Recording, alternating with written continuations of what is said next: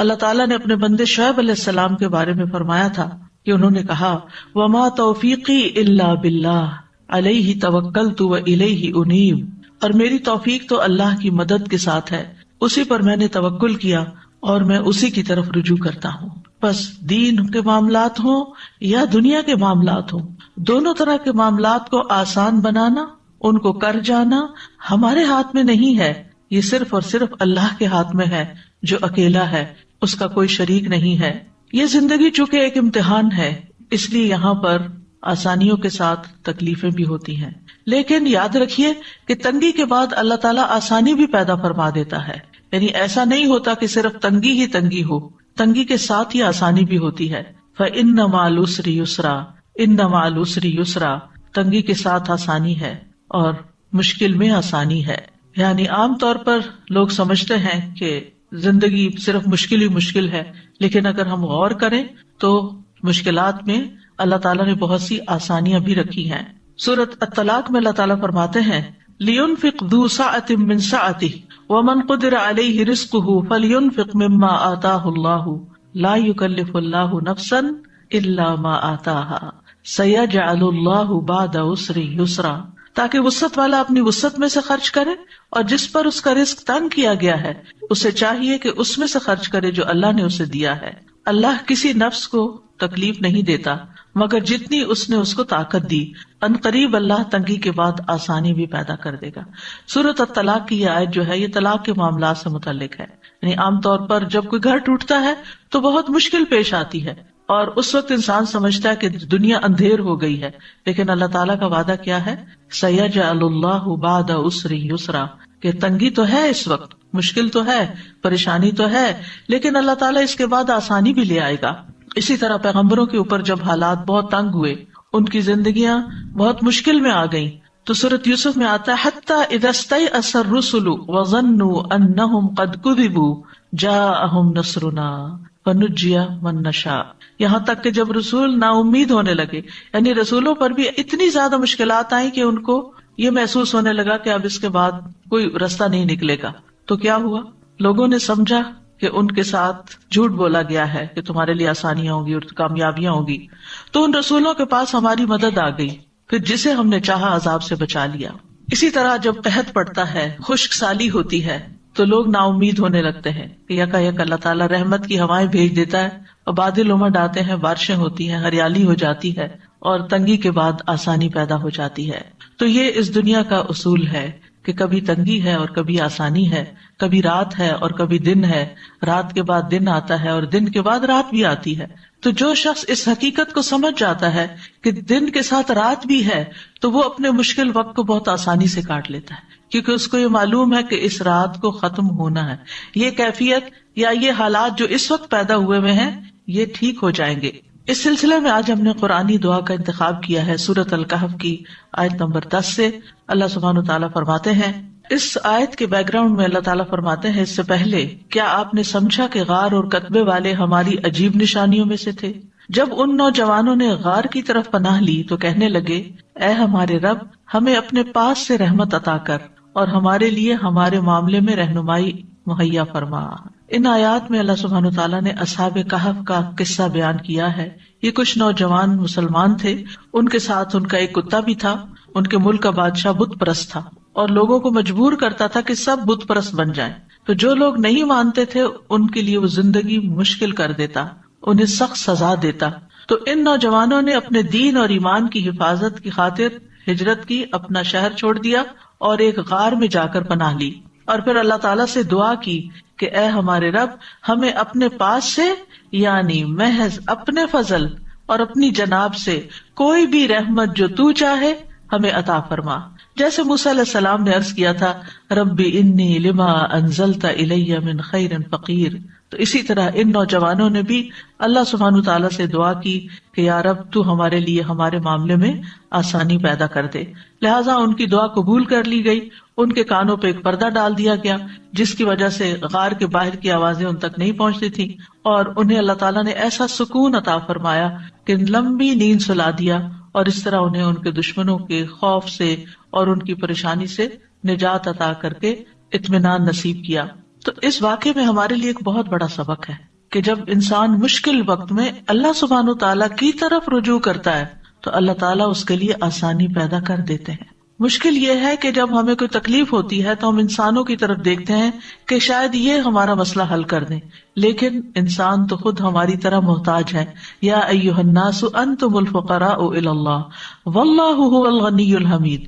اللہ غنی اور حمید ہے، سارے وسائل اس کے پاس ہیں، وہ قابل تعریف ہے اور وہی مشکلات کو آسان کر سکتا ہے.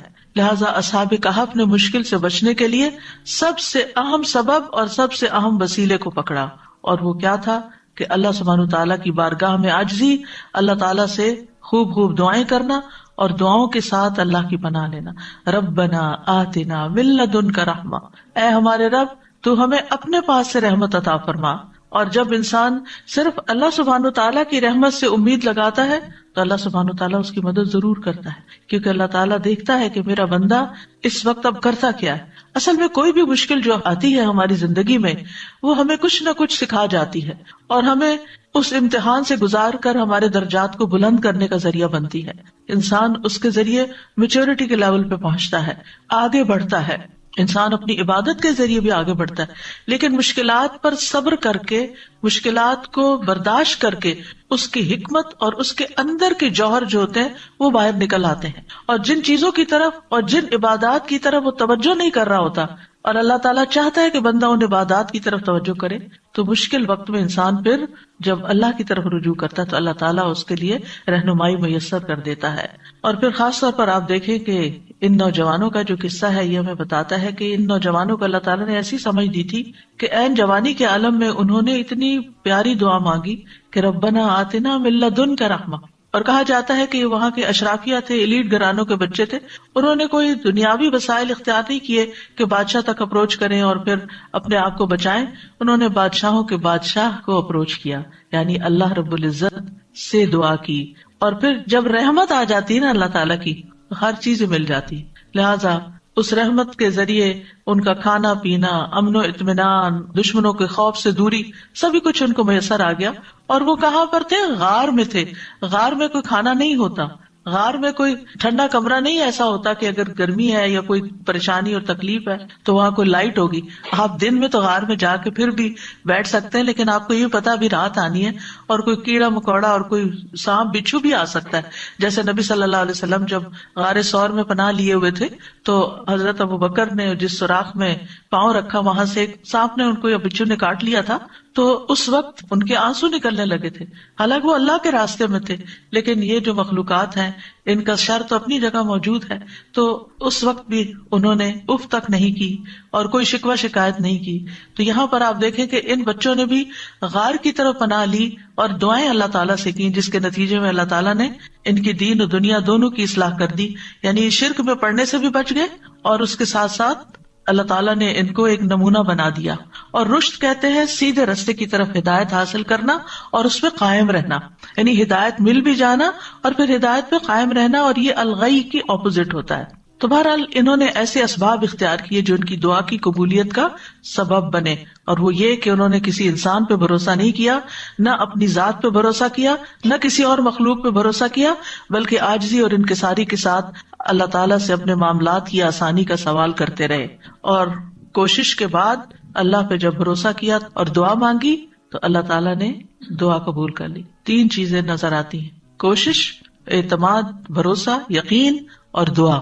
اور اللہ تعالیٰ نے مشکل آسان کر دی. مشکلات کیوں آتی ہیں؟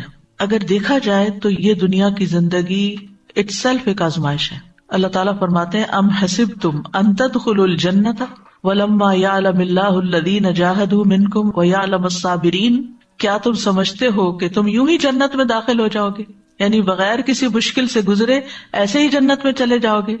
حالانکہ ابھی تو اللہ نے تم میں سے ان لوگوں کو جانا ہی نہیں جنہوں نے جہاد کیا، اور نہ ان کو جو صبر کرنے والے ہیں. یعنی اللہ کی راہ میں جد و جہد کرنے والے اور صبر کرنے والے ابھی اللہ نے ان کو جانچا پرکھا نہیں. یعنی ان کی آزمائش ہونی ہے، ابھی ان کی پرکھ ہونی ہے کہ کون مشکل آنے پر اللہ کے راستے میں جد و جہد کو جاری رکھتا ہے اور کون اس مشکل پر صبر کرتا ہے. یعنی مشکل ہماری سچائی کو پرکھنے کے لیے آتی ہے کہ ہم کسی کاز میں کتنے سچے ہیں. اور ویسے بھی اس زندگی میں امتحانوں کا آنا لازمی ہے. اللہ تعالیٰ نے پہلے سے ہی بتا دیا وَلَنَبْلُوَنَّكُمْ بِشَيْءٍ مِّنَ الْخَوْفِ وَالْجُوعِ وَنَقْصٍ مِّنَ الْأَمْوَالِ وَالْأَنفُسِ وَالثَّمَرَاتِ وَبَشِّرِ الصَّابِرِينَ الَّذِينَ إِذَا أَصَابَتْهُمْ مُصِيبَةٌ قَالُوا إِنَّا لِلَّهِ وَإِنَّا إِلَيْهِ راجعون أولئك عليهم صلوات من ربهم ورحمة وأولئك هم المهتدون.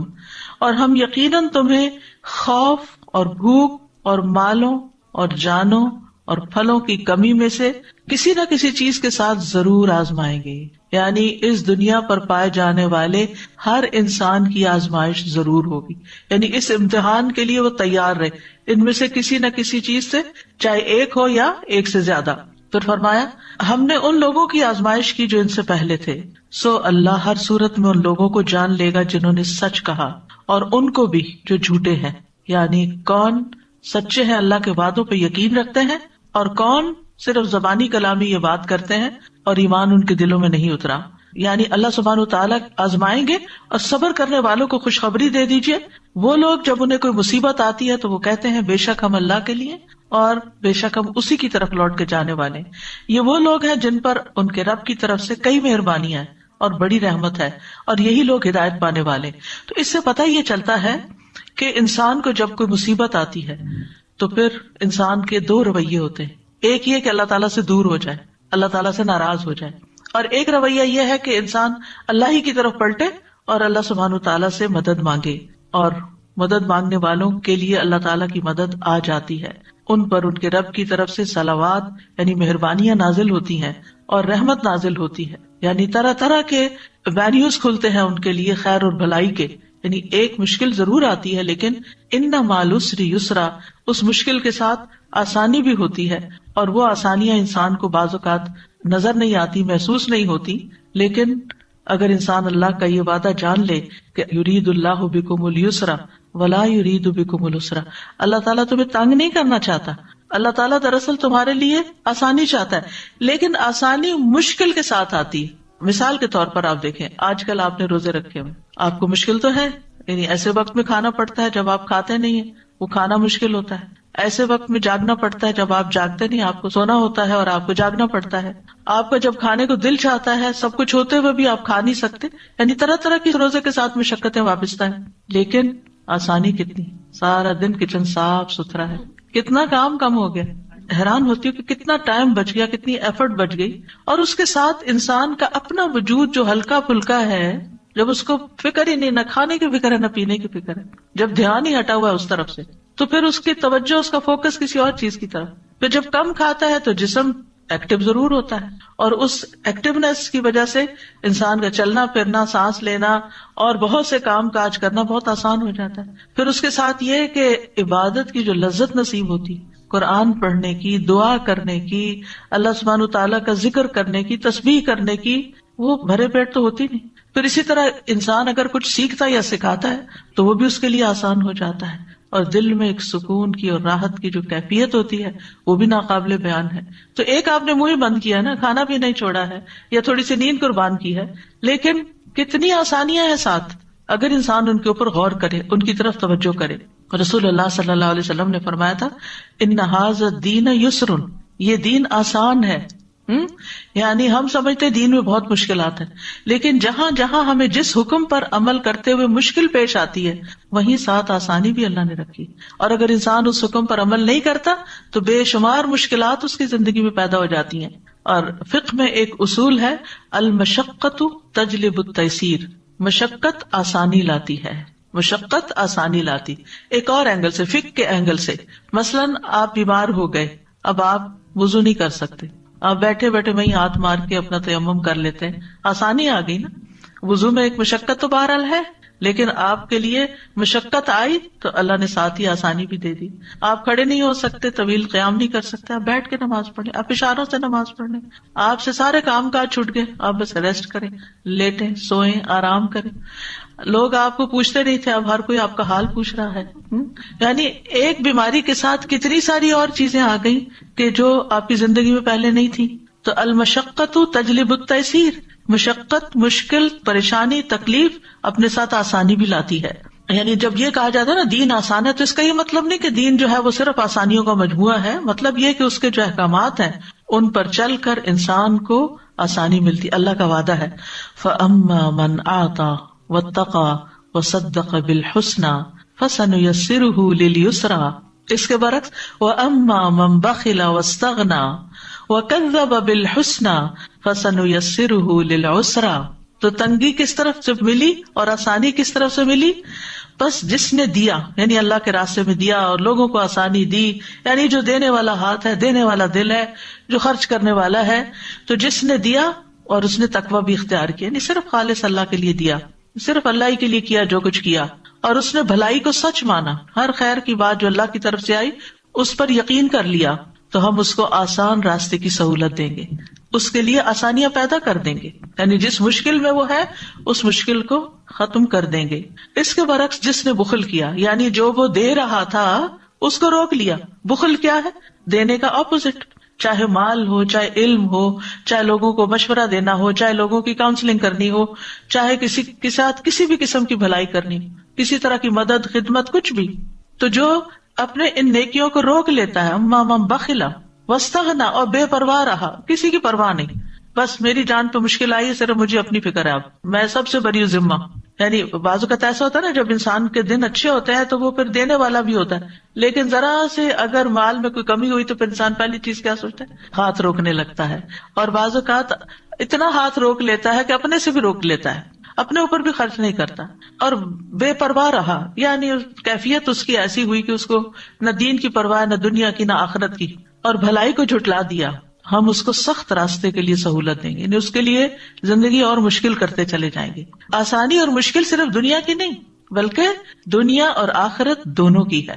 بعض اوقات انسان بخل کرتا ہے، بعض اوقات انسان لوگوں کی پرواہ نہیں کرتا، دین کے احکامات کی پرواہ نہیں کرتا، اللہ کے حکم کی پرواہ نہیں کرتا، اور بھلائی کی تصدیق نہیں کرتا، پھر بھی اس کے لیے دنیا میں بہت کچھ ہوتا ہے. تو وہ چند دن کی بات ہوتی ہے، پھر سب کچھ اس سے لے لیا جاتا ہے. پھر جب قبر میں جاتا تو قبر تنگ کر دی جاتی ہے. فَسَنُيَسِّرُهُ لِلْعُسْرَى، قبر کی تنگی ہوتی ہے. حشر کے دن اٹھے گا تو وہاں کی تنگیاں ہوگی، پھر اس کے لیے تنگی ہی تنگی ہے آگے. اور ویسے بھی آپ دیکھیں بخیل وہی ہوتا ہے جس کا دل گھٹا ہوا ہوتا ہے، اور اس سے بدترین کیفیت کیا ہو سکتی ہے کہ کسی کا دل ہی گھٹا ہوا ہو، کسی کا دل ہی چھوٹا ہو، کسی کا دل ہی خوف کا شکار رہتا ہو، کسی کا دل ہی بخل کا شکار رہتا ہو اور جبن کا شکار رہتا ہو. یہ سارے دل یا سینے کی کنسٹرکشن ہے کہ جس میں انسان کسی وقت خوشی نہیں ہوتا، اس کو ایک تکلیف اور ایک پریشانی ہر وقت لگی رہتی. جو دینے والا ہوتا ہے، جس کا ہاتھ کھلا ہوتا ہے نا، جس کی ہتھیلی کھلتی ہے، اس کا دل بھی کھلتا ہے، اس کو شرح صدر بھی ہوتا ہے. جو بانٹتا ہے اس کو ملتا ہے، جو دیتا ہے اس کے لیے وسعتیں پیدا ہو جاتی ہیں. یہ اللہ تعالیٰ کا وعدہ ہے. تو انسان کے مقابلے میں دینے والا بننا، اللہ کے مقابلے میں ڈرنے والا، تقوی والا بننا، اور حق کے مقابلے میں اعتراف کرنے والا بننا، یہ آسانیاں لاتا ہے. اور دوسرا، انسان کے مقابلے میں روکنے والا، اللہ کے مقابلے میں سرکشی اور بے پرواہی کرنے والا، اور حق کے مقابلے میں انکار کرنے والا. ایسا شخص جو ہے پھر اللہ تعالیٰ اس کو تنگیوں میں ہی مبتلا کر دیتے ہیں. یعنی یہ غیر مومنانہ نفسیات ہے کہ انسان کا مزاج اس کو بدی کی طرف لے جائے، خیر سے روک دے، تواضع کی بجائے، ہمبلنس کی بجائے سرکشی اور بد اخلاقی اور بدتمیزی پر اکسا دے، اور پھر کسی کا حق دینے کی بجائے اس کا حق مارے، انصاف کی بجائے ظلم سے کام لے، کسی کی خوبی یا خیر کا اعتراف اکنالج کرنے کی بجائے اس کا انکار کرے. تو جو انسان اس طرح کا طریقہ اختیار کرتا ہے وہ آخر کار پھر بڑی مشکل کا شکار ہو جاتا ہے، اور وہ جہنم ہے. تو بہرحال اللہ تعالیٰ انسان کو خیر اور شر دونوں کے ساتھ آزماتا ہے. سورۃ الانبیاء میں ہے کل نفس ذائقۃ الموت ونبلوکم بالشر والخیر فتنہ وإلینا ترجعون. ہر جاندار کو موت کا مزہ چکھنا ہے، اور ہم تمہیں اچھے اور برے دونوں طرح کے حالات میں آزماتے ہیں، اور بالآخر تمہیں ہماری طرف لوٹنا ہے. یعنی دنیا میں تمہارے اوپر دونوں طرح کے حالات آتے رہیں گے. لیکن جو تنگی اور تکلیف میں یقین کا پہلو اختیار کر لیتا ہے کہ اللہ تعالیٰ اس کو ضرور دور کرے گا، اللہ تعالیٰ اس کا درجہ بھی بلند کر دیتا ہے، اور اس مشکل سے بھی اس کو نکالتا ہے، اس کو گناہوں سے بھی پاک صاف کر دیتا ہے. اور حقیقت یہ ہے کہ رسول اللہ صلی اللہ علیہ وسلم کا یہ فرمان جو صحیح بخاری میں انسان کو حیران کر دیتا ہے، یہ پہلے بھی میں پڑھ چکی ہوں، لیکن میں جب اس کو پڑھتی ہوں میں حیران ہو جاتی ہوں. اور وہ کیا ہے؟ من یرد اللہ بہ خیرا یصب منہ، اللہ جس کے ساتھ بھلائی کا ارادہ کرتا ہے اسے مصیبت میں مبتلا کر دیتا ہے. اللہ جس کے ساتھ بھلائی کا ارادہ کرتا ہے. اگر ہمیں کوئی مشکل پیش آتی ہے تو ہم کیا سمجھتے ہیں, یا کسی کے اوپر کوئی مشکل آتی ہے تو لوگ کیا سمجھنے لگتے ہیں, کوئی گناہ کیا ہوگا نا, کوئی غلطی کی ہوگی نا, اور اس کو گلٹ میں مبتلا کرتے ہیں. لیکن یہاں پر کیا بتایا جا رہا ہے, اور صحیح بخاری کی صحیح روایت ہے کہ اللہ تعالیٰ اسے کسی مصیبت میں مبتلا کر دیتے جس کے ساتھ اللہ بھلائی کا ارادہ کرتا ہے. تو اگر ہماری زندگی میں کوئی چھوٹی مصیبت ہے یا کوئی بڑی مصیبت ہے تو آپ سمجھے کہ اللہ سبحانہ تعالیٰ ہمیں اپنے لیے اور خالص کرنا چاہتا ہے اور مہذب بنانا چاہتا ہے. شروع کرتی ہوں اللہ کے نام سے جو بے انتہا مہربان نہایت رحم فرمانے والا ہے. علم کیا نہیں, نشرح ہم نے کھول دیا, لکا آپ کے لیے, صدرک سینہ آپ کا, ووضعنا اور اتار دیا ہم نے, عنکا آپ سے, وزرک بوجھ آپ کا, الذی وہ جس نے, انقضا توڑ دی تھی, ظہرک کمر آپ کی, ورفعنا اور بلند کیا ہم نے, لکا آپ کے لیے, ذکرک ذکر آپ کا, فإن پس یقیناً, مع ساتھ, العسری تنگی کے, یسرا آسانی ہے, ان یقیناً, مع ساتھ, العسری تنگی کے, یسرا آسانی ہے. فإذا پس جب, فرغتا فارغ ہو جائیں آپ, فانصب تو محنت کیجیے, وإلی ربک اور طرف اپنے رب کے, فرغب پس رغبت کیجیے. سورۃ الانشراح جس کا ایک نام سورۃ الشرح بھی ہے اور سورۃ الم نشرح بھی, یہ تین نام عام طور پر آپ کو مختلف مصاحف میں لکھے ہوئے ملیں گے. تینوں میں معنی ایک ہی ہے, مکی سورت ہے, پچھلی سورت کا تتمہ ہے یعنی کمپلیشن ہے. بعض کے خیال میں یہ دونوں ایک ہی سورت ہے, لیکن حقیقت یہ ہے کہ دونوں الگ الگ سورتیں ہیں, سورۃ الضحیٰ اور سورۃ الم نشرح. سورۃ الضحیٰ میں بھی رسول اللہ صلی اللہ علیہ وسلم پر اللہ سبحانہ تعالیٰ کے انعامات کا ذکر ہے, اور اس سورت میں بھی آپ صلی اللہ علیہ وسلم پر اللہ سبحانہ تعالیٰ نے جو انعامات کیے, احسانات کیے, ان کا ذکر ہے. سورۃ الضحیٰ میں حصی انعامات, ظاہری انعامات, نظر آنے والی چیزیں, ان کا ذکر ہے, اور سورۃ الشرح میں معنوی یا نظر نہ آنے والے لیکن حقیقت میں جو اللہ سبحانہ تعالیٰ کے انعامات ہیں جن کا ذکر آگے آئے گا آج, ان کا ذکر ہے. حقیقت یہ ہے کہ کوئی بھی نعمت کسی کو بھی جب ملتی ہے تو اس پر لازم ہوتا ہے کہ وہ اس کا شکر ادا کرے. سورۃ الضحیٰ کے آخر میں آپ صلی اللہ علیہ وسلم کو بتا دیا گیا کہ آپ شکر ادا کرنے کے لیے کیا کیا کریں. کیا بتایا گیا؟ فَأَمَّا الْيَتِيمَ فَلَا تَقْهَرْ وَأَمَّا السَّائِلَ فَلَا تَنْهَرْ وَأَمَّا بِنِعْمَةِ رَبِّكَ فَحَدِّثْ, کہ جس طرح آپ پر احسانات ہوئے ہیں کہ اللہ تعالیٰ نے آپ کو یتیمی کی حالت میں بہترین ٹھکانہ عطا کیا اور بہترین آپ کو علم عطا کیا, نبوت عطا کی, تو اسی طرح آپ بھی یتیم کے ساتھ احسان کریں, اور جو سوالی کوئی آئے, علم کا سوالی یا مال کا سوالی, اس کے ساتھ نرمی کا سلوک کریں, اس کو ڈانٹے نہیں.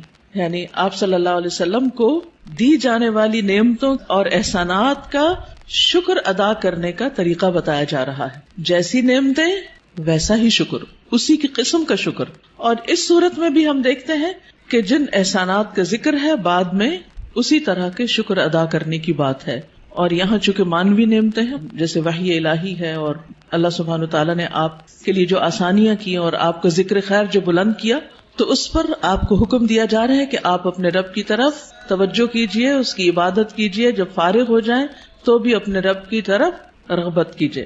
انسان جب کسی بھی نعمت کا شکر ادا کرتا ہے تو اللہ تعالیٰ کا وعدہ ہے کہ وہ اس نعمت کو بڑھا دیتا ہے اور زیادہ عطا کرتا ہے. ہمیں بھی اللہ تعالیٰ نے مختلف طرح کی نعمتیں اور ٹیلنٹس دے رکھے ہیں.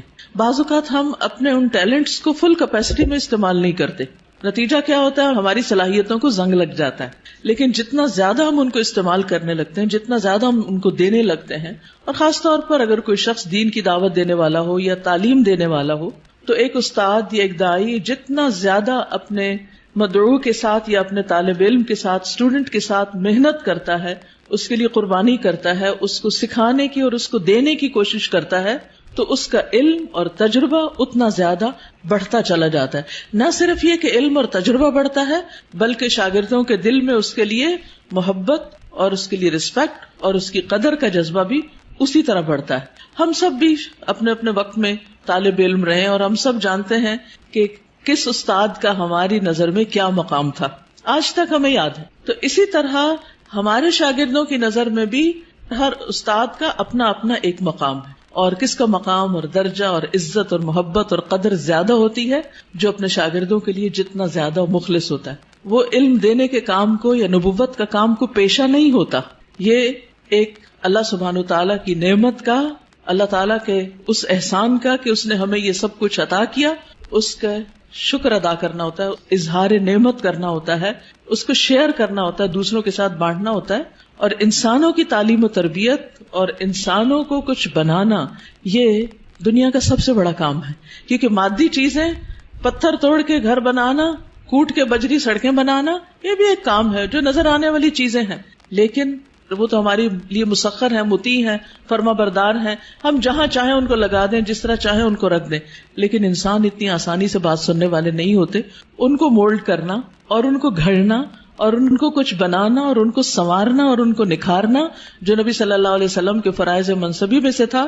اور یہی آپ کے بعد ہر استاد کی ذمہ داری ہے کہ وہ طالب علموں کو صرف انفارمیشن ٹرانسفر کرنے والا نہ ہو، بلکہ ان کے اندر کے پوٹینشل کو، ان کی صلاحیت کو، ان کے اندر پائی جانے والی مختلف جو قوتیں ہیں ان کو نکھارنے اور معاشرے کے لیے اور خود اس شخص کے لیے زیادہ سے زیادہ مفید بنانے والی. اور یہ کام والدین کے بعد استاد ہی کرتا ہے، اور یہ اس کی بہت بڑی ذمہ داری ہوتی. تو اس پس منظر کو سامنے رکھتے ہوئے ہم اس سورت کا انشاءاللہ مطالعہ کریں گے کہ ہمیں کیا کرنا ہے. سوال یہ پیدا ہوتا ہے کہ کیا یہ احکامات جو اس سورت کے اندر آئے ہیں صرف نبی صلی اللہ علیہ وسلم کے لیے خاص ہیں، یا اس کے بعد ان لوگوں کے لیے بھی جو آپ کے طریقے پر چلنے والے ہوں اور آپ ہی کے کام کو آگے لے کر بڑھنے والے ہوں؟ تو حقیقت یہ ہے کہ یہ سب کے لیے ہیں، آپ کے لیے خاص اور ہمارے لیے عمومی طور پر. تو آئیے دیکھتے ہیں سورت کو. اللہ سبحانہ تعالیٰ فرماتے ہیں الم نشرح لک صدرک. الم کیا نہیں، سوالیہ انداز ہے، اور یہ یقیناً کے معنوں میں ہے، قد کے معنوں میں. نشرح ہم نے کھول دیا. شرح کا لفظ ہوتا ہے کسی چیز کو چھوٹے چھوٹے ٹکڑے کر کے، جیسے گوشت ہے تو گوشت کے چھوٹے چھوٹے سلائسز کرنا، اس کو کاٹنا. تشریح سرجری کے لیے بھی آتا ہے. الم نشرح کیا ہم نے کھول نہیں دیا، لکا آپ کے لیے، آپ کی خاطر، کیا صدرک آپ کا سینہ، کیا ہم نے آپ کی خاطر، آپ کے لیے آپ کا سینہ کھول نہیں دیا، آپ کے دل کی تنگی کو دور نہیں کر دیا. اگر دیکھا جائے تو دنیا میں پائی جانے والی نعمتوں میں سے سب سے بڑی نعمت یہ ہے کہ انسان کو شرح صدر، سینے کی وسعت، دل کی وسعت، دل کا اطمینان نصیب ہو.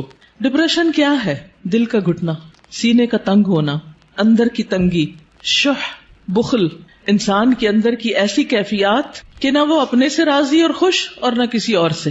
اللہ سبحانہ وتعالیٰ نے ہمارے دل کو ہر چیز سے مختلف بنایا ہے. باقی جتنی بھی چیزیں ہیں ان میں جب ہم کچھ ڈالتے ہیں تو وہ بھر جاتی ہیں، تنگ ہو جاتی ہیں. لیکن دل اگر نرم ہو تو اس میں جتنی بھی علم اور حکمت اور خیر کی چیزیں ڈالی جائیں وہ اتنا ہی زیادہ وسیع ہوتا چلا جاتا ہے، اتنا ہی زیادہ کھلتا چلا جاتا ہے، اتنا ہی اس میں انبساط آتا ہے، اتنی ہی زیادہ اس میں خوشی اور اطمینان آتا ہے. تو یہ ایک بہت بڑی نعمت ہے، اور یہ مانوی نعمت ہوتی ہے، ٹینجیبل نہیں ہوتی کہ آپ چھو کے دیکھ سکیں کہ کیا ہے. پچھلی صورت میں ٹینجیبل نعمتیں تھی، لیکن یہاں مانوی نعمتوں کا ذکر ہے. الم نشرح لک صدرک، کیا ہم نے آپ کے لیے آپ کا سینہ کھول نہیں دیا؟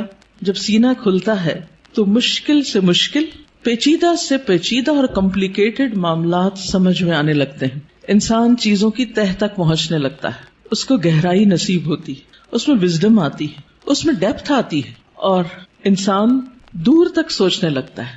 ابراہیم علیہ السلام کا ویژن آپ دیکھیں کہ انہوں نے نبی صلی اللہ علیہ وسلم کے بھیجے جانے کے لیے دعا کی تھی 2500 سال پہلے. وہ کیسے؟ ان کو یہ ضرورت کیوں محسوس ہو گئی، اور انہوں نے اپنی دعا میں یہ دعا کیوں شامل کی کہ اللہ ان کے اندر سے ایک شخص ایسا اٹھانا جو ان کی تعلیم و تربیت کرے. ہم ایسی بات کیوں نہیں سوچتے؟ ہمیں ایسے خواب کیوں نہیں نظر آتے؟ اس لیے کہ ہم صرف اپنی ہی ذات کے گرد گھومتے ہیں. سیلفش، دل چھوٹا ہے، نظر کوتا ہے، تنگ ہے، شارٹ سائٹڈ ہے، دور کی چیزوں کو نہیں دیکھ پاتے، صرف قریب کے فائدوں کو دیکھتے ہیں. آج مجھے کیا مل رہا ہے ہم اس کو دیکھتے ہیں، کل میری کوششوں کا صلہ کیا نکلے گا، کیا ملے گا مجھے، اس کی طرف ہماری نگاہ نہیں جاتی. لہٰذا جو لوگ شارٹ ٹرم گولز کے لیے کام کرتے ہیں وہ کوئی بڑا کام کبھی بھی نہیں کر سکتے. اور جو لوگ دور تک سوچتے ہیں، اور وہ وہی سوچتے ہیں جن کے اندر وسعت ہوتی، جن کا دل بڑا ہوتا ہے، جن کی نگاہ دور تک دیکھتی ہے. تو الم نشرح لک صدرک، کیا ہم نے آپ کے لیے آپ کا سینہ کھول نہیں دیا؟ آپ کے لیے اللہ سبحانہ وتعالی نے خیر اور بھلائی کے رستے کھول نہیں دیے، کیونکہ جب تک دل کھلتا نہیں، یہاں صرف دل کی بھی بات نہیں کی پورے سینے کی گئی، چیسٹ، اور چیسٹ کے اندر دل، چیسٹ کی جگہ زیادہ ہوگی تو پھر باقی چیزوں کے اندر بھی وسعت آئے گی. تو نبی صلی اللہ علیہ وسلم کو اللہ سبحانہ وتعالی نے یہ خاص صلاحیت دی تھی جس کی وجہ سے آپ نبوت کا کام لینے کے قابل ہوئے تھے. اسی لیے قرآن آپ کے قلب پر نازل ہوا تھا اور آپ نے اس کو محفوظ کیا تھا. اسی لیے پھر اس کو صحیح طور پر سمجھ کر آگے بیان کیا تھا، کیونکہ ان سب چیزوں کا تعلق شرح صدر کے ساتھ ہوتا ہے. یہی وجہ ہے کہ ہم دیکھتے ہیں کہ موسیٰ علیہ السلام جب اللہ سبحانہ وتعالی نے ان سے بات کی، ہم کلام ہوئے اللہ تعالیٰ، اور ان کو اپنے کام کے لیے چن لیا، وَاصْطَنَعْتُكَ لِنَفْسِي، اور اللہ تعالیٰ نے ان کو اپنی رسالات سے نوازا، تو انہوں نے سب سے پہلی دعا کیا مانگی؟ رب اشرح لی صدری ویسر لی امری واحلل عقدۃ من لسانی یفقہوا قولی، کہ اللہ میرا سینہ کھول دے، یہ ساری بات مجھے بھی سمجھ آئے اور دوسروں کو بھی سمجھ آئے، اور میرا کام آسان کر دے، اور میری زبان کی گرہ کھول دے تاکہ لوگ بات سمجھ سکیں، اور مجھے میرے گھر والوں میں سے ایک مددگار میرے بھائی ہارون کو عطا کر. تو بہرحال اللہ سبحانہ وتعالی جس کے ساتھ بھلائی کا ارادہ کرتا ہے، من یرد اللہ بہ خیرا یفقہہ فی الدین، اور پھر افمن شرح اللہ صدرہ، کیا بھلا وہ جس کا سینہ اللہ نے کھول دیا، فہو علی نور من ربہ، اور وہ اپنے رب کی طرف سے ایک نور پر ہو. تو جس کا سینہ اللہ تعالیٰ کھول دے، اور خصوصاً جس کو اللہ ہدایت دینا چاہتا ہے، صحیح راستہ دکھانا چاہتا ہے، تو اس کے بارے میں کیا فرمایا؟ من یرد ان یہدیہ یشرح صدرہ للاسلام، جس کو اللہ ہدایت دینا چاہتا ہے اس کا سینہ اسلام کے لیے کھول دیتا ہے، اس کو وسعت عطا کر دیتا ہے، اس کے دل میں پھر اسلام کی محبت پیدا ہو جاتی، وہ اس کے لیے کچھ کرنا چاہتا ہے. اور ساری قربانیاں اس کے بعد ہی ہوتی ہیں جب انسان کا سینہ کھل جاتا ہے. اور پھر آپ دیکھیں کہ سینہ تنگ کب ہوتا ہے، دل تنگ کب ہوتا ہے؟ جب لوگ ہم پہ باتیں کرتے ہیں، جب لوگ ہمیں ہرٹ کرتے ہیں، تو پھر ان کی طرف سے ہمارا دل تنگ ہو جاتا، پھر ہم معاف نہیں کر سکتے، پھر ہم اپنے دل میں حسد اور بغض اور ان چیزوں کو بھر لیتے ہیں، پھر ہم ان لوگوں کے ساتھ خیر اور بھلائی نہیں کر سکتے. لیکن آپ دیکھیے کہ پیغمبروں کو لوگوں نے کون سا لقب ہے جو نہیں دیا، ساحر، کاہن، مجنون، شاعر، نہ جانے کیا کچھ، لیکن کیا انہوں نے ان باتوں کو دل میں رکھا اور لوگوں سے انتقام لیے اور جوابی کاروائیاں کی، یا ان کو معاف کر کے پھر بھی ان کی ہدایت کی دعائیں کرتے رہے؟ جنہوں نے پتھر مارے طائف کے سفر پر، آپ نے ان کے لیے کیا کیا؟ ان کے لیے بھی دعائیں کی. ہر موقع پر، نہ صرف یہ کہ نبی صلی اللہ علیہ وسلم نے بلکہ باقی پیغمبروں میں. آج بھی جو شخص واقعی سچے دل سے اسلام کی خدمت کرنا چاہتا ہے، یعنی جس کے دل میں اسلام کی خدمت کا جذبہ ہے، اسے لازمی طور پر اپنے دل کی وسعت کے لیے دعا کرنی، اسے اپنے دل کو کھلا کرنا ہوگا، اسے لوگوں کو معاف کرنا ہوگا، اسے لوگوں کی غلطیوں سے درگزر کرنا ہوگا. اس کے علاوہ بعض لوگوں نے اس کا یہ معنی بھی بیان کیا ہے کہ نبی صلی اللہ علیہ وسلم کا شق صدر کیا گیا تھا، آپ کے سینے کو واقعی لٹرلی کھولا گیا تھا 2 مرتبہ، ایک دفعہ بچپن میں اور ایک دفعہ بڑے ہو کر معراج کے موقع پر. اور اس میں کیا ہوا تھا کہ آپ صلی اللہ علیہ وسلم کے پاس جبریل آئے، انہوں نے آپ کا سینہ کھولا، ساتھ ان کے سونے کا پیالہ تھا جس میں زمزم کا پانی تھا، آپ کا دل نکالا گیا اور پھر اسے زمزم کے پانی سے دھویا گیا اور واپس اس میں ایمان اور حکمت بھر کے اندر رکھ دیا گیا. تو لٹرلی بھی آپ کے سینے کو کھول کر آپ کو، یعنی کہ آپ کے دل کو صاف کر دیا گیا، اور اس میں کسی کے لیے کسی طرح کبھی کوئی حسد، بغض اور کوئی بھی چیز باقی نہ رہی. اور آج اسی چیز کی ہم سب کو بھی ضرورت ہے کہ ہمارے دلوں میں کسی کے لیے کوئی نفرت اور کوئی بھی حسد اور بغض نہ ہو، لوگوں کو معاف کرنا جانے اور خوش رہیں، مطمئن رہیں. ایسے ہی دلوں کے اندر ایمان آتا ہے، ایمان بڑھتا ہے، ایمان کی زینت ہوتی ہے، اور پھر ایسے ہی لوگوں کو ہدایت ملتی ہے، حق کی معرفت ملتی ہے. تو الم نشرح لک صدرک، جب سینہ کھلتا ہے تو انسان تقدیر پر بھی راضی ہو جاتا ہے، انسان چھوٹی چھوٹی باتوں کو لے کے بیٹھ نہیں جاتا، انسان اپنے وقت کو ضائع نہیں کرتا، انسان تقدیر پر راضی ہو جاتا ہے. انسان کا پھر عبادت میں دل لگتا ہے، عبادت کی طرف لپکتا ہے، عبادت کی طرف دوڑتا ہے. نماز پھر قرۃ عین لگتی ہے، آنکھوں کی ٹھنڈک لگتی، نماز پھر بوجھ نہیں لگتی. اللہ تعالیٰ کے کسی بھی حکم کو اپنانا مشکل نہیں لگتا. اور یہ صرف اس وقت ہوتا ہے جب انسان کا سینہ کھل جاتا ہے. الم نشرح لک صدرک، اور پھر کوئی بات سمجھنے میں رکاوٹ نہیں آتی.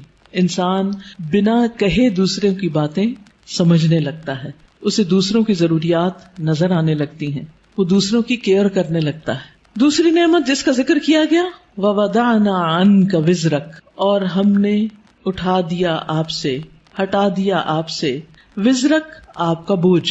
وضع ان کا مطلب ہوتا ہے کسی چیز کو اٹھا لینا، اور وزر کہتے ہیں بھاری بوجھ کو. اور وزر قرآن مجید میں گناہ کے معنی میں بھی آتا ہے، غم کے معنی میں بھی.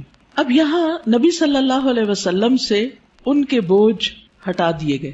اور یہاں پر آپ دیکھیں سورۃ الضحیٰ میں جو انداز تھا وہ کیا تھا کہ الم یجد کا یتیمن، سیکنڈ پرسن، الم یجد کا یتیمن، کیا اس نے آپ کو یتیم نہ پایا، فآوا ووجدک ضالا فہدی ووجدک عائلا فاغنی. لیکن یہاں زیادہ پرسنل انداز ہے، ووضعنا عنک وزرک، ہم نے آپ کا بھاری بوجھ آپ سے ہٹا دیا. اس بوجھ سے مراد کیا ہے؟ اس کے کئی معنی لیے گئے. نمبر ایک یہ کہ آپ کے دل پر نبوت سے پہلے جو ایک خاص بوجھ تھا، آپ کے ذہن میں کچھ سوالات تھے جن کا آپ جواب چاہتے تھے، آپ زندگی میں کچھ کرنا چاہتے تھے. آپ صلی اللہ علیہ وسلم اسی لیے شہر کو چھوڑ کر پہاڑ پر چلے جاتے، ہرا میں چلے جاتے تھے. تو جب اللہ سبحانہ وتعالیٰ نے آپ کو قرآن دیا، نبوت دی، تو آپ کے سوالوں کے جواب آپ کو ملنے لگے اور آپ کے بوجھ آپ سے دور ہو گئے. اسی طرح یہ معنی بھی کیا جاتا ہے کہ آپ صلی اللہ علیہ وسلم پر جو وحی کے نازل ہونے کے بعد ایک خاص کیفیت طاری ہو گئی تھی، آپ کے اندر ایک خوف کی کیفیت تھی. آپ واپس گئے اور آپ اپنی بیوی سے کہنے لگے کہ آپ مجھے کمبل اڑا دیں، چادر اڑا دیں. اور پھر حضرت خدیجہ جو تھی انہوں نے آپ کی کیئر کی، آپ کا خیال رکھا. آپ کو اللہ تعالیٰ نے بہترین مددگار دیے. آپ کے پیغام پر سب سے پہلے حضرت خدیجہ ہی ایمان لے آئیں. پھر اسی طرح حضرت ابو بکر جو آپ کے دلی دوست تھے وہ آپ پر ایمان لے آئے. تو یہ جو وحی کی کیفیت تھی اور یہ جو فرشتے کو دیکھ کر آپ پر ایک خوف اور ایک بوجھ پڑ گیا اور آپ پر ایک پریشانی آ گئی، اور پھر کچھ عرصے کے لیے جیسے وحی کا سلسلہ منقطع بھی ہوا، اس میں بھی آپ پر پریشانی آئی، تو اللہ سبحانہ تعالیٰ نے وہ سارے بوجھ آپ سے ہٹا دیے، وہ پریشانیاں آپ کی دور کر دی. اسی طرح یہ معنی بھی کیا جاتا ہے کہ نبوت سے پہلے کے 40 سال جو آپ کے اللہ تعالی کی عبادت میں نہیں گزرے تھے، جس کا آپ کو ملال تھا، تو وہ کیفیت بھی آپ سے دور کر دی گئی. پھر اسی طرح یہ معنی بھی کیا گیا ہے کہ خلاف اولا جو کام آپ سے ہوئے، خلاف اولا کا مطلب یہ ہوتا ہے کہ پیغمبر کا درجہ اور مقام بہت بڑا ہوتا ہے. جیسے ایک مقولہ ہے نا کہ حسنات الابرار سیئات المقربین، جو نیک لوگوں کی نیکیاں ہوتی ہیں وہ مقربین کے غلطیاں شمار ہوتی ہیں. یعنی جو اللہ کے خاص اور مقرب بندے ہوتے ہیں ان کے لیے سٹینڈرڈ بہت ہائی ہے کہ ان کا اخلاق بھی عظیم ترین ہو اور ان سے چھوٹا سا بھی کوئی قصور، کوتاہی، کمی بیشی نہ ہو. لیکن نبی صلی اللہ علیہ وسلم انسان بھی تھے. جیسے عبس وتولی میں آیا کہ ایک شخص آپ کے پاس آیا کچھ پوچھنے کے لیے، آپ نے تھوڑی سی اس سے بے رخی برتی، تو یہ بے رخی کیا تھی؟ یہ اللہ سبحانہ تعالیٰ کی نگاہ میں ایک قصور تھا آپ کا. تو وزر کا معنی قصور بھی کیا گیا ہے. تو اللہ تعالیٰ نے وہ بھی آپ کا اگلے پچھلے سب قصور معاف کر دیے اور آپ کے بوجھ آپ سے ہٹا دیے. وَوَضَعْنَا عَنْكَ وِزْرَكَ الَّذِي أَنْقَضَ ظَهْرَكَ، وہ جس نے آپ کی کمر توڑ دی، یعنی آپ کو جس کا بہت زیادہ بوجھ محسوس ہوتا تھا. نقیض ہوتا ہے کسی چیز کو اس طرح توڑنا کہ اس میں سے کڑکڑانے کی آواز ہو، یعنی کڑکڑاہٹ. جیسے چارپائی کے اوپر اگر زیادہ لوگ بیٹھ جائیں تو کیا ہوتا ہے، یا کبھی کرسی کے اوپر کوئی بھاری شخص بیٹھ جائے تو اس کے اندر سے جو آواز نکلتی ہے نا، تو وہ کیا کہلاتی ہے؟ نقیض کہلاتی ہے. تو انقض ظہرک یعنی جس نے آپ کی پیٹھ کو بوجھل کر دیا تھا، آپ کے اوپر ایسی ذمہ داری آ پڑی تھی کہ آپ اس کی وجہ سے بہت دبے ہوئے یا آپ بہت اس کی وجہ سے بوجھل محسوس کر رہے تھے، تو اللہ سبحانہ تعالیٰ نے وہ بھی آپ سے دور کر دیا. وَرَفَعْنَا لَكَ ذِكْرَكَ، اور آپ کا ذکر خیر بلند کر دیا، یعنی آپ کو شہرت عطا کی، آپ کو بلندی عطا کی. نہ صرف یہ کہ آپ کو، بلکہ آپ کے ذکر کو، یعنی آپ کے نام کو، آپ کے مقام کو، آپ کے درجے کو بہت بلندی ملی. اور اس کے لیے ایک حدیث میں آتا ہے کہ نبی صلی اللہ علیہ وسلم نے فرمایا کہ جبریل علیہ السلام میرے پاس آئے اور کہا کہ آپ کا رب کریم پوچھتا ہے کہ آپ کیا جانتے ہیں کہ میں نے آپ کے ذکر کو کس طرح بلند کیا ہے؟ رفعنا لک ذکرک کیسے ہوا؟ میں نے جواب دیا کہ اس حقیقت کو اللہ تعالیٰ ہی بہتر جانتے ہیں. تو اللہ تعالیٰ نے فرمایا کہ آپ کے ذکر کی بلندی کی کیفیت یہ ہے کہ جہاں میرا ذکر کیا جائے گا وہاں آپ کا بھی ذکر کیا جائے گا، یعنی نبی صلی اللہ علیہ وسلم کا ذکر بھی. اور اسی لیے ہم دیکھتے ہیں کہ جب ایک شخص مسلمان ہوتا ہے تو کیا پڑھتا ہے؟ لا الہ الا اللہ اور محمد الرسول اللہ، یعنی اسلام میں انٹر ہونے کے لیے جو کلمہ پڑھا جاتا ہے. اسی طرح اشہد ان لا الہ الا اللہ واشہد ان محمدا عبدہ ورسولہ. پھر اسی طرح آپ دیکھیے کہ 5 وقت جو نماز ہوتی ہے آذان، اس میں اشہد ان لا الہ الا اللہ واشہد ان محمد الرسول اللہ. پھر نماز میں تحیات اور پھر اس کے بعد درود شریف، اس میں بھی نبی صلی اللہ علیہ وسلم کا ذکر ہوتا ہے. پھر اسی طرح جب بھی جہاں بھی جو بھی آپ کا نام لے ساتھ آپ کے اوپر درود و سلام بھیجے، پڑھنے والا بھی اور سننے والا بھی. یہ بھی آپ کے ذکر کی بلندی اور آپ کی قدردانی ہی کا ایک ذریعہ ہے. پھر اسی طرح اور کون سے مواقع جہاں آپ کا ذکر خیر بلند ہوتا ہے؟ یعنی آپ کی دنیا میں جتنے بھی چاہنے والے وہ دشمنوں کے پروپیگنڈے سے متاثر نہیں ہوتے. اب دیکھیے اس وقت کتنی ہی ایسی ویب سائٹس ہیں اور کتنے ہی ایسے فورمز ہیں کہ جہاں نبی صلی اللہ علیہ وسلم کے خلاف بہت عجیب و غریب قسم کی باتیں کی جاتی ہیں. ایک عام مسلمان بھی جب ان کو پڑھتا ہے تو وہ یقین نہیں کرتا یا ایک دم غصے میں بھی آ جاتا ہے اور اس کے دل میں آپ صلی اللہ علیہ وسلم کی محبت جاگ اٹھتی. اور جس محفل میں بھی اور جہاں بھی آپ کا ذکر کرتا ہے کوئی بھی مومن، وہ محبت سے، عقیدت سے اور احترام سے ہی آپ کا ذکر کرتا ہے. پھر اسی طرح آپ دیکھیے کہ دنیا میں شاید ہی کوئی ہو کہ جس کو آپ کے بارے میں علم نہ ہو، آپ کی خبر نہ ہو. اور کوئی بھی شخص، خواہ وہ یہودی ہو یا عیسائی ہو یا کوئی اور ہو، اس وقت تک مسلمان نہیں ہو سکتا جب تک کہ وہ آپ پر ایمان نہ لائے. آپ کی نبوت قیامت تک کے لیے ہے. آپ پر جو کتاب نازل ہوئی قرآن مجید وہ ہمیشہ کے لیے محفوظ ہے. باقی انبیاء کے معجزات ان کے ساتھ ہی دنیا سے ختم ہو گئے، لیکن نبی صلی اللہ علیہ وسلم کا معجزہ کیا ہے؟ قرآن مجید. یعنی جہاں قرآن کا ذکر آتا ہے وہاں آپ کا ذکر آتا ہے کہ آپ پر نازل ہوا. اور پھر اس طرح بھی آپ کا ذکر خیر ہوتا ہے، آپ کے درجات میں بلندی ہوتی ہے. جمعے کو خطبہ دیا جاتا ہے یا کوئی بھی لیکچر دیا جاتا ہے تو ہم شروع میں کیا کہتے ہیں؟ نحمدہ ونصلی، اللہ کی حمد و ثنا اور نبی صلی اللہ علیہ وسلم کا ذکر، آپ پر درود و سلام. آپ صلی اللہ علیہ وسلم کی باتیں جو ہیں ان کو جس طرح محفوظ کیا گیا اور اس کے لیے جو کوششیں ہوئی اور لاکھوں لوگوں نے اس میں جو محنتیں کی، وہ بھی آپ صلی اللہ علیہ وسلم کی شان کو بلند کرنے کا ذریعہ، کیونکہ آپ کا کلام باقی لوگوں کے کلام سے بہت مختلف. یعنی آپ کی جو گفتگو تھی، آپ کی جو احادیث ہیں، اوتی تو جوامع الکلم، اور اسی طرح کچھ اور بھی خصوصیات. یعنی اس پر کتابیں بھی لکھی گئی ہیں کہ نبی صلی اللہ علیہ وسلم کے خاص خصائص کیا تھے جس کی وجہ سے آپ کا درجہ باقیوں کے مقابلے میں بلند ہے. وَرَفَعْنَا لَكَ ذِكْرَكَ، اب کرنا کیا چاہیے؟ فَإِنَّ مَعَ الْعُسْرِ يُسْرًا، آپ کو تسلی دی جا رہی کہ یقیناً تنگی کے ساتھ آسانی بھی ہے. تنگی کیا تھی؟ یعنی آپ صلی اللہ علیہ وسلم جب نبوت کا کام کرتے تھے، یعنی لوگوں کو اسلام کی طرف بلاتے تھے، تو لوگ آپ کی بات نہیں مانتے تھے. خصوصاً مکہ میں، یہ صورت مکی ہے، مکہ میں آپ کی بہت مخالفت ہوتی تھی. تو اس میں آپ دیکھیے کہ نبی صلی اللہ علیہ وسلم کو تسلی دی جا رہی ہے کہ عسر کے ساتھ یسر بھی ہے، ساتھ ہی ہے. یعنی جہاں تنگی ہے وہیں آسانی بھی ہے. یہ نہیں کہا کہ تنگی کے بعد آسانی ہے، بلکہ جہاں مشکل ہوگی وہاں آسانی بھی ہوگی. یعنی جب آپ لوگوں کو اسلام کی بات بتائیں گے تو کچھ لوگ انکار کریں گے، لیکن اس کے ساتھ ساتھ کچھ لوگ اس دعوت کو قبول بھی کریں گے. وہ آپ کے ساتھی بنتے چلے جائیں گے، آپ کے مددگار ہوں گے، آپ کے سپورٹرز ہوں گے، آپ کے ساتھ بڑے بڑے کام کریں گے مل کر. تو یہ آپ کے لیے آنکھوں کی ٹھنڈک ہوں گے، آپ کے لیے خوشی کا سبب ہوں گے. لیکن یہ خوشی کب نصیب ہو سکتی ہے؟ جب آگے بڑھ کر آپ ان کو اسلام کی طرف بلائیں گے اور ان کو دین کی تعلیم دیں گے. تو آپ دیکھیے کہ نبی صلی اللہ علیہ وسلم کے لیے بھی اس میں سبق ہے اور ہم سب کے لیے بھی. فَإِنَّ مَعَ الْعُسْرِ يُسْرًا، اور پھر إِنَّ مَعَ الْعُسْرِ يُسْرًا تکرار ہے، یقیناً تنگی کے ساتھ آسانی. اس میں آپ دیکھیے دونوں لفظ جو ہیں ان میں ایک کے ساتھ ال آیا ہے اور ایک تنوین کے ساتھ آیا. ال جو ہے جب کسی لفظ پر آ جاتا ہے تو وہ لفظ کیا ہو جاتا ہے؟ خاص، پراپر ناؤن ہو جاتا ہے، یعنی کسی خاص چیز کی طرف اشارہ ہے. لہذا دونوں دفعہ العسر ہے، ان دونوں کا مطلب ایک ہی ہے. لیکن یسرا، یسر کیا ہے؟ یسرن اسم نکرہ. نکرہ میں کیا پایا جاتا ہے؟ میں کئی دن سے اب یہ لفظ دہرا رہی ہوں، کیا پایا جاتا ہے؟ تفخیم، تفخیم کیا ہوتا ہے؟ فخامہ کیا ہوتا ہے؟ کسی چیز کو بڑا کرنا. تو یسر کیا ہے؟ یسر زیادہ ہے، تنگی کا موقع کم ہے. آپ دیکھیے کہ عموماً کیا ہوتا ہے، کوئی بھی کسی بھی چیز میں جب ہم تنگ ہوتے ہیں یا مشکل وقت ہوتا ہے یا ہم بیمار ہوتے ہیں یا کچھ، تو وہ مواقع یا اوقات کم ہوتے ہیں، لیکن عام طور پر جو ایک طرح سے نارمل حالات ہیں وہ زیادہ ہوتے ہیں. کہیں چوٹ لگتی ہے، درد ہوتی ہے، کہ خون بہتا ہے، کچھ ہوتا ہے تو تھوڑی دیر کے لیے ہوتا ہے، پھر اس کے بعد آہستہ آہستہ ٹھیک ہو جاتا ہے، چلی جاتی ہے وہ تکلیف. تو فَإِنَّ مَعَ الْعُسْرِ يُسْرًا إِنَّ مَعَ الْعُسْرِ يُسْرًا. اور اس میں آپ دیکھیے کہ درمیان والا جو عسر ہے اس کے دونوں طرف یسر کا لفظ ہے، تو اسی لیے کہا گیا کہ دو یسر جہاں اکٹھے ہو جائے عسر ان پہ غالب نہیں آ سکتا.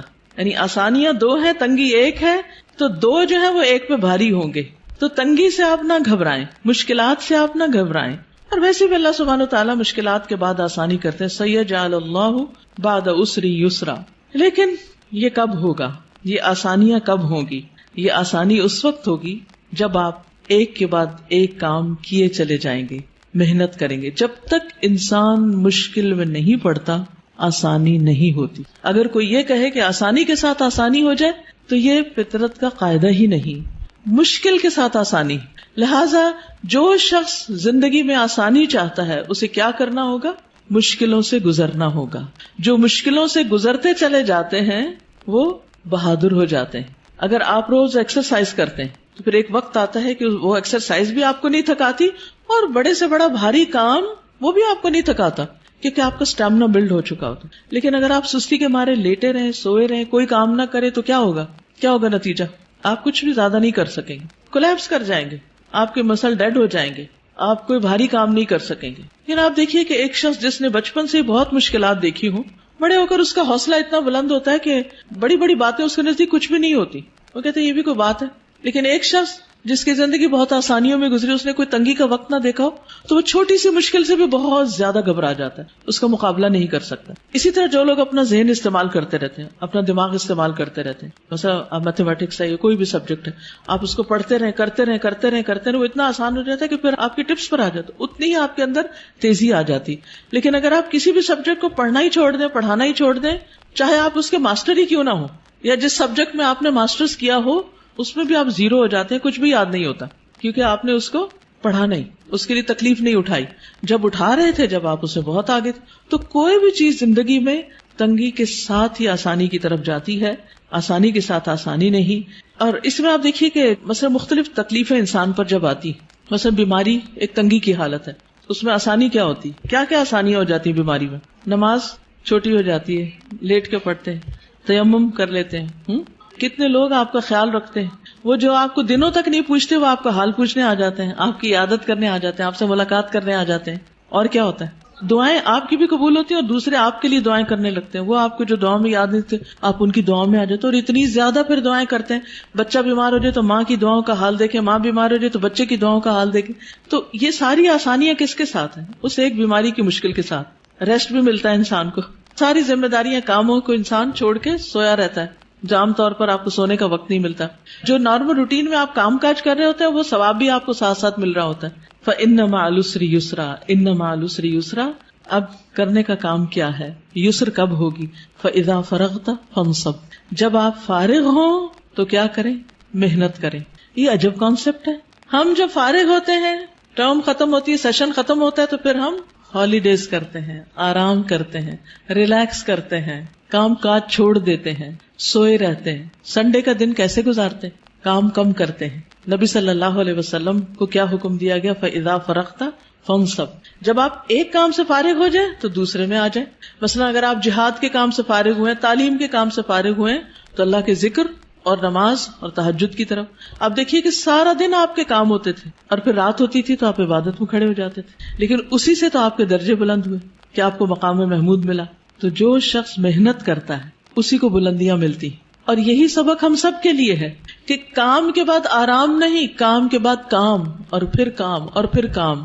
بس کام کی شکل بدل جائے گی، وہی ریلیکسیشن ہے. کیونکہ جب آپ ایک کام کر کر کے تھکتے ہیں نا تو دوسرا کام شروع کر دیتے ہیں. تو آپ کیا کرتے ہیں؟ اس پہلے کام کی تھکاوٹ سے نکل آتے ہیں، اور دوسرے کام کی تھکاوٹ جب دوسرے سے تھکتے ہیں تو آپ پھر ایک اور کام شروع کر دیتے ہیں. تو وہ جو بدل بدل کے آپ کام کرتے رہتے ہیں اس میں آپ کے لیے آسانی ہو جاتی ہے. فن سب کا ایک مطلب نصب کرنا بھی ہوتا ہے. نصب کا مطلب گاڑنا بھی ہوتا ہے، یعنی جب آپ باقی کاموں سے فارغ ہو جائیں تو پھر اللہ کی عبادت کے لیے کھڑے ہو جائیں. آپ کتنا قیام کرتے تھے, کتنا کھڑے ہوتے تھے, پاؤں سوج جاتے تھے. جب آپ کو کہا گیا کہ آپ کے تو اگلے پچھلے سارے گناہ معاف ہو گئے ہیں, تو آپ نے کیا فرمایا؟ افلا اکون عبدا شکورا, کیا میں اللہ کا شکر گزار بندہ نہ بنوں؟ ہم شکر کیسے ادا کرتے ہیں؟ صرف زبانی کلامی. کیا کسی نعمت کے ملنے پر ہم پہلے سے زیادہ اللہ کی طرف راغب ہوتے ہیں؟ کوئی بھی نعمت, دین کی, دنیا کی. اور فن سب اس محنت کو کہتے ہیں جو انسان کو تھکا دے, تھکا دینے والی محنت. فارغ ہوں تو تھکا دینے والی محنت کریں. اسی لیے آپ دیکھیں کہ ویسٹ میں کیا کانسیپٹ ہے, لوگ سارے دن کے کام کے بعد سیدھا کہاں جاتے ہیں؟ جم جاتے ہیں. اور جم جا کے کیا کرتے ہیں؟ ورک آؤٹ کرتے ہیں. وہ پسینہ بہنے لگتا ہے. اور ہم کہاں جاتے ہیں؟ بستر پہ جاتے ہیں, کھانے پہ جاتے ہیں. کام کے بعد کام, سخت محنت. آپ دیکھیے فَإِذَا فَرَغْتَ فَانْصَبْ, اسے کس نے لے لیا جو آج دنیا میں ترقی کر گئے؟ اور ہم جو الٹے چل رہے ہیں پیچھے ہی جا رہے ہیں. الٹا چلنے والے پیچھے جاتے ہیں. ہم نے اس قرآن کو سمجھا ہی نہیں اور اس کے مطابق عمل کیا ہی نہیں. وَإِلَىٰ رَبِّكَ فَارْغَب, صرف ورک آؤٹ کر کے تھکنا مراد نہیں ہے, بلکہ اپنے رب کی طرف رغبت کرنا ہے, اپنے رب کی طرف رجوع کی. آپ دیکھیے کہ انسان جس سے محبت کرتا ہے نا, تو جب انسان تھک جاتا ہے نا, تو پھر اس کا کیا دل چاہتا ہے؟ اب اس سے بات کرے, اب اس سے ملاقات کرے. تو جو اللہ سے محبت کرتا ہے وہ دنیا کے کام کاج سے جب تھکتا ہے تو نماز کی طرف راغب ہوتا ہے, تاکہ اللہ سے بات کرے, اللہ کا ذکر کرے, اللہ کو یاد کرے. نبی صلی اللہ علیہ وسلم نے حضرت فاطمہ کو کیا سکھایا تھا؟ سارے دن کے کام کار کر کے تھک جاتی تھی, خادم دیا یا کچھ اور؟ تسبیحات. یہ تسبیحات پڑھ لیا کرو, تھکاوٹ دور ہو جائے گی. اور واقعی آپ بھی پڑھ کے دیکھیے, الی ربک فارغب, تھکاوٹ دور ہو جائے گی, انسان بالکل ریلیکس ہو جاتا ہے. جب انسان اور کام کر کر کے تھک جاتا ہے نا, تو میں تو ہمیشہ سمجھتی ہوں کہ نماز ریلیکس کرنے کے لیے آتی, ذکر بھی ہو رہا ہوتا ہے, ایکسرسائز بھی ہو رہی ہوتی. جب آپ پڑھ کے اٹھتے ہیں تو بالکل یوں ریلیف ملتا ہے جیسے وَوَضَعْنَا عَنْكَ وِزْرَكَ, سارے بوجھ اتر گئے, سارے گلے شکوے ختم, جو مشکلات ہیں ان کے لیے دعا کر لی, اللہ تعالیٰ کے آگے رو دھو لیے, دل کے بوجھ بھی اتر گئے, جسمانی بوجھ بھی اتر گئے, ویسے بھی کہ کوئی ہے ہماری سننے والا. تو یہ اسی کو نصیب ہوتا ہے جو اللہ کی طرف رغبت کرتا ہے. اسی طرح بعض اس کا معنی یہ بھی لیا ہے کہ نماز پڑھنے کے بعد پھر آپ ایک دم اٹھ نہ جائیں, بلکہ نماز کے بعد کے اذکار کریں. اسی طرح دنیا کے کاموں کے بعد عبادت کریں, عبادت کے بعد دنیا کے کام کریں, یعنی ایک کام کے بعد دوسرا کام. اس طرح ایک بیلنس ہوتا ہے, کیونکہ بہت سے لوگ جو دین کی دعوت دیتے ہیں بس وہ پڑھنے پڑھانے میں لگے رہتے ہیں, عبادت سے غافل ہو جاتے ہیں. عبادت ایکولی امپورٹنٹ ہے, ذکر اذکار ایکولی امپورٹنٹ ہے. نتیجہ کیا ہوتا ہے؟ طرح طرح کی مشکلات کا شکار ہو جاتے. پھر وہ ایک روحانی اسٹرینتھ اور ایمانی قوت نہیں ہوتی, لہٰذا وہ آنے والے چیلنجز اور مشکلات کا مقابلہ نہیں کر سکتے. وہ جو بڑے جذبوں کے ساتھ ایک کام شروع ہوتا ہے وہ کیا ہوتا ہے؟ نیچے بیٹھ جاتا ہے اور انسان پیچھے ہٹنے لگتا ہے. تو اس لیے بہت ضروری ہے کہ انسان دنیا کا کام اور اس کے ساتھ ساتھ عبادت کا کام, دین کی تبلیغ کا کام اور اس کے ساتھ ساتھ اللہ کا ذکر اور عبادت, یہ پرفیکٹ بیلنس قائم کر دیتا ہے. ورنہ نبی صلی اللہ علیہ وسلم نے فرمایا, یا ابن آدم, اے آدم کے بچے, تفرغ لعبادتی, اللہ سبحانہ وتعالیٰ فرماتے ہیں اے آدم کی اولاد, میری عبادت کے لیے فارغ ہو, وقت نکالو. املا قلبک غنا, میں تمہارے دل کو غنا, بے نیازی سے بھر دوں گا, دل کو راحت دے دوں گا. واملا یدیک رزقا, اور تیرے دونوں ہاتھ رزق سے بھر دوں گا, رزق دوں گا تمہیں. یا ابن آدم, اے آدم کے بیٹے, لا تبعد منی, مجھ سے دور نہ ہونا, عبادت سے منہ نہیں موڑنا. فاملا قلبک فقرا, ورنہ تیرے دل کو محتاجی سے بھر دوں گا.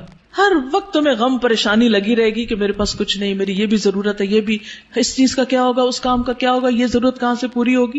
فکر فکر فکر. واملا یدیک شغلا, اور تیرے دونوں ہاتھ کام سے بھر دوں گا, تجھے کاموں سے فرصت نہیں ملے گی اور تیرے دل کو پریشانی سے نجات نہیں ملے گی. کیوں؟ اس لیے کہ تو عبادت کے لیے وقت نہیں نکالتا. تو ہم سب کو پریشانی اور سخت مصروفیت سے بچنے کے لیے اپنی عبادت کے لیے وقت نکالنا لازم ہے. اور اس میں آپ دیکھیے خاص طور پر فجر کے وقت نماز, اذکار, قرآن کی تلاوت, دن کا آغاز اللہ کی عبادت سے ہو, کیونکہ اگر اس میں اللہ کی عبادت کا عنصر شامل نہیں تو پھر انسان تکلیفات سے نجات نہیں پا سکتا. کچھ لوگ جب ان کو دنیا میں مشکلات آتی ہیں تو اللہ سے اور دور ہو جاتے ہیں, کچھ لوگ اللہ کی طرف راغب ہوتے ہیں. اب کل ہی کسی نے مجھے فون کیا کہ میرا ایک بھائی ہے, حافظ قرآن ہے, لیکن دین سے دور ہو گیا ہے کیونکہ اس کو کوئی جاب نہیں ملی, اس کو بیماری لاحق ہو گئی وغیرہ وغیرہ. اب نمازوں میں بھی کوتاہی ہے اور قرآن بھی نہیں پڑھتا. میں نے کہا اس کا حل صرف یہی ہے کہ وہ ان 2 چیزوں کی پابندی شروع کرے, ساری مشکلات دور ہو جائیں گی. اور دوسرا بھائی کہتی ہے اس کو بھی پریشانی آئی تھی لیکن وہ اور زیادہ اللہ کی طرف راغب ہو گیا, جاب بھی اچھی مل گئی اور ویسے بھی خوشحال مطمئن ہے, زندگی بھی ٹھیک گزر رہی. یہ جو زندگی میں پریشانیاں آتی اس لیے ہے کہ اللہ تعالیٰ کیا چاہتا ہے کہ بندے تھوڑا وقت میرے لیے بھی نکالو, کیونکہ اللہ نے ہمیں اپنی عبادت کے لیے پیدا کیا.